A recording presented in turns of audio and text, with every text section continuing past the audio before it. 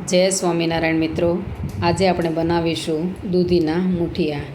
તો પહેલાં આપણે ગેસની ફ્લેમ ચાલુ કરી અને એક સ્ટીમરમાં થોડું પાણી છે લઈ અને તેને આપણે ગરમ થવા માટે મૂકી દઈશું ધીમા ગેસ ઉપર, અને તેનું ઢાંકણ આપણે બંધ કરી દઈશું. હવે પાણી ધીમે ધીમે ગરમ થતું થાય ત્યાં સુધી આપણે તેનો લોટ બાંધી લઈશું. તો પહેલાં આપણે દૂધીનો 500 ગ્રામ જેટલી આપણે દૂધી લઈશું. તેને આપણે છાલ ઉખેડી લઈશું. આવી રીતે છાલ ઉખેડાઈ જાય એટલે તેને આપણે ખમણીમાં ખમણી લઈશું. મેં આવી રીતે જાડી ખમણીમાં ખમણી છે, પણ તોય પણ સરસ ચડી જાય છે અને બહુ જ સરસ મૂઠિયા બને છે. હવે 5 થી 6 આપણે મરચાં લઈશું અને એક આદુનો ટુકડો લઈશું. તેના આપણે નાના ટુકડા કરી લઈશું અને 8 થી 10 જેટલી આપણે અંદર લસણની કળી નાખીશું અને તેને આપણે મિક્સર જારમાં નાખી અને ક્રશ કરી લઈશું. તો તેને આપણે મિક્સર જારમાં ઉમેરી દઈશું, આદુ, લસણ અને મરચાં.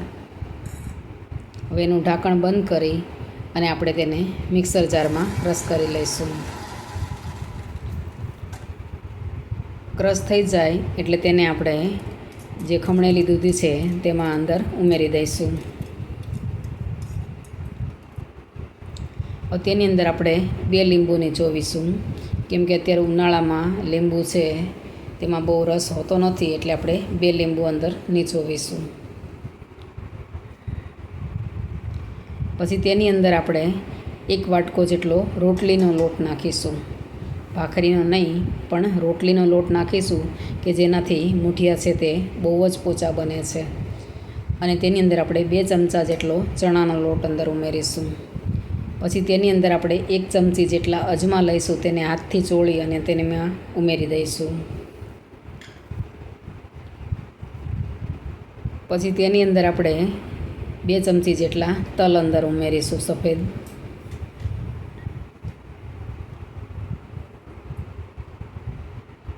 પછી તેની અંદર આપણે 1 ચમચી જેટલી હળદર ઉમેરીશું, 2 ચમચી જેટલું લાલ મરચું ઉમેરીશું, 1 ચમચી ધાણા જીરું ઉમેરીશું,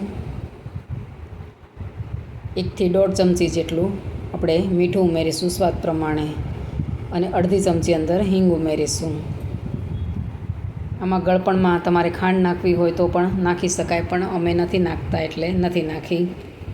પછી તેની અંદર આપણે લીલા ધાણા અંદર ઉમેરીશું અને 1.5 પાવડા જેટલું અંદર તેલ ઉમેરીશું. પછી બધું હલાવીને આપણે બધું મિક્સ કરી દઈશું.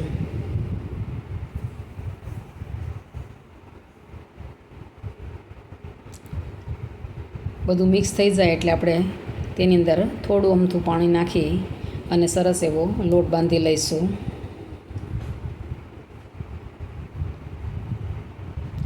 લોટ બંધાઈ જાય એટલે આપણે સ્ટીમરમાં કાણાવાળી જે પ્લેટ આવે તે અંદર મૂકી અને તેની ફરતે આપણે તેલ લગાવી દઈશું.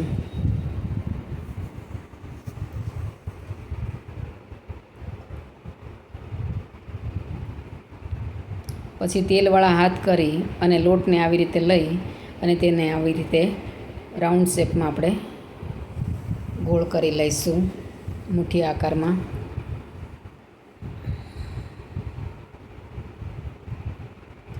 આવી રીતે આપણે બધા મૂઠિયા છે તે તૈયાર કરી દઈશું.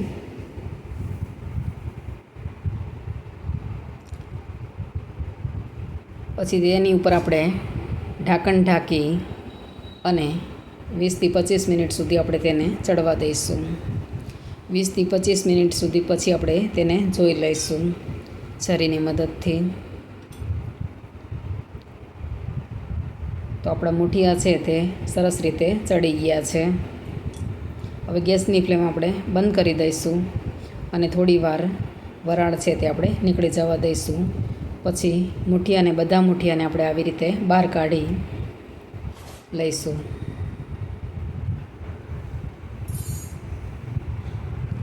બધા મૂઠિયા બહાર કઢાઈ જાય પછી તેને આપણે આવી રીતે નાના નાના પીસ કરી લઈશું.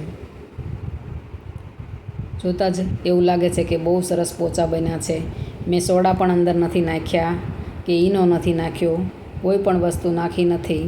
છતાં પણ મૂઠિયા છે તે ખૂબ જ પોચા બન્યા છે.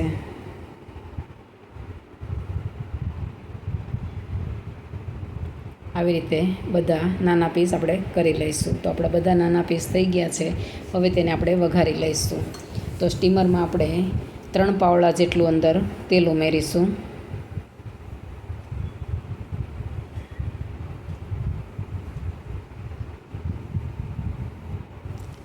તેલ ગરમ થઈ જાય એટલે તેની અંદર આપણે 1 થી 1.5 ચમચી જેટલી અંદર રાઈ ઉમેરીશું. કેમ કે રાઈનું પ્રમાણ વધારે હોય વઘારવામાં તો સરસ લાગે છે.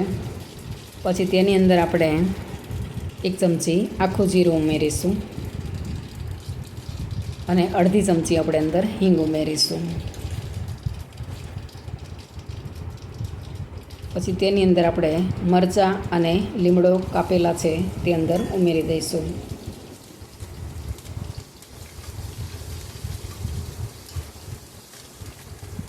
અને હલાવી લઈશું બધું. પછી તેની અંદર આપણે 1 ચમચી જેટલા સફેદ તલ અંદર ઉમેરીશું અને તેને હલાવી લઈશું.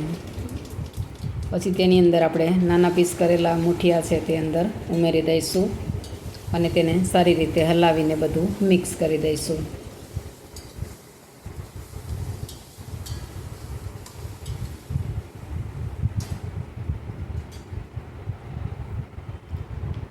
પછી તેની ઉપર આપણે લીલા ધાણા અંદર ઉમેરી દઈશું અને તેને હલાવીને બધું મિક્સ કરી દઈશું. આવી રીતે બનાવેલા મૂઠિયા છે તે ખૂબ જ ટેસ્ટી અને એકદમ પોચા રૂ જેવા બને છે. એકવાર બનાવીને ટ્રાય કરજો રોટલીના લોટના મૂઠિયા.